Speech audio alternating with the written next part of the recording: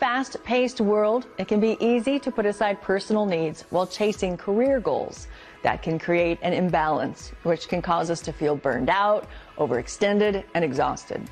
Mindfulness coach and motivational speaker Azia Whitted invites you to take a pause and prioritize your wellness using practical tips and tools to help you live a calmer life. Azia joins us in studio to share more. So lovely to be with you. Yes, thank you. I'm so excited to be here. Us too. Okay, why do you think so many people struggle with work-life balance? I feel like even the idea of balance is a little bit of a myth because we're going to be at different capacities in all different seasons of our lives. Okay. I know for myself now, with having a 14 and a 7-year-old, my capacity is completely different than it was, say, 5 years ago. Yeah. But we also are always inundated with like these things like team no sleep, hustle culture, no rest or grind. So we're always taught to just keep going and moving without the idea of rest and taking time off. What are some warning signs that we might be living an unbalanced life in this way? So I always say it starts small and then it'll kind of snowball. So you might start to notice you're a little more irritable. The things that maybe wouldn't rub you wrong initially, you're starting to just be a little more resentful. You can't focus. You might have lack of interest. You're not excited anymore. You also might notice you're having a hard time sleeping or staying asleep. You're going to have those physical things you'll see. Some people will also show up with anxiety, depression. When we continue living in that cycle of stress and no rest and ignoring our needs, we start to feel it sometimes mentally, sometimes physically, or a combination of both. You suggest taking a personal pause experience. What is that? So for me, I say a pause is something that is planned, it's intentional, and it's very personal. So for me, you know, when I talk with clients or women that I meet or just friends, it could look like 5 minutes of me just really enjoying my hot cup of tea. Okay. That's my pause. That refuels me, that resets. It helps me know I need to make myself a priority. So while I'm serving everybody else, whether that's at home, in business, I also need to take into account what I need. And a lot of times, especially as women, we don't ask ourselves. Like I do a check-in in the morning. Okay, Azia, how are you feeling today? Are you tired? Are you exhausted? Are you really high energy? What else can we add and get done today? But sometimes we don't even check in with ourselves first before we go and serve everyone else around us.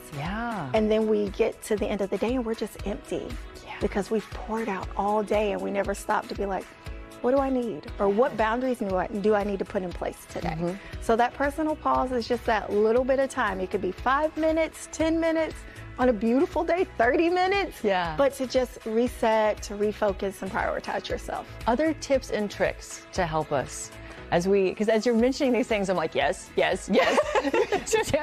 So other things that we can do to kind of just help our overall wellness. I say start with your breath. So a lot of times when people hear the word mindfulness coach, they're like, oh, you're sitting down, you're meditating, you're quiet. I am very high energy. I am always on the go. So I'm not that person who's going to sit down or even be on a mat for a long period of time. So if you just start with your breath, even if we just take that deep breath in.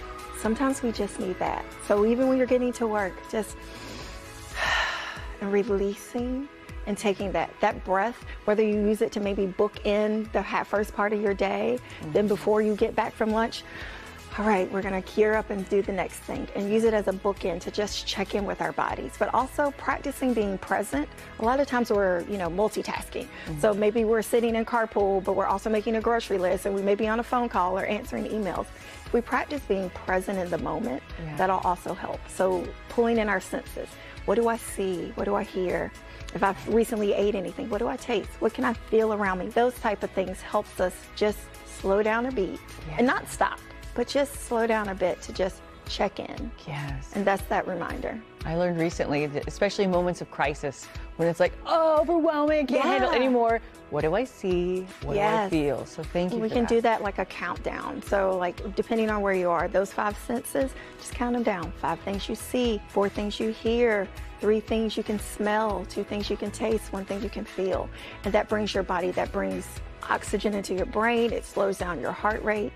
You'll be surprised how much more, like from the overload of life, we just quiet, take a breath, and tap into those senses. You have a passion for working with moms. Yes. Will you tell us more about that? Yes, so it's funny because I have a background in dance education, and it's always been children. So my heart, my passion is actually the kids attached to the moms.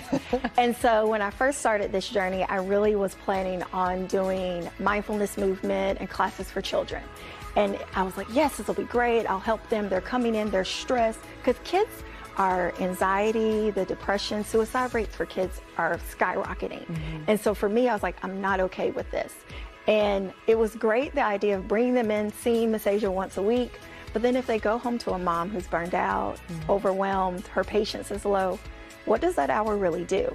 So if I can take time and reach out to that mom and help her learn tools and coping mechanisms to help her learn how to balance her life and her stress and be able to be more present for her kids, that doesn't also just help her. It helps her children, it helps her family. They learn those tools as well, and then they can take those tools and then they can share it with their children or their friends or their teammates. And so it's not just helping those children.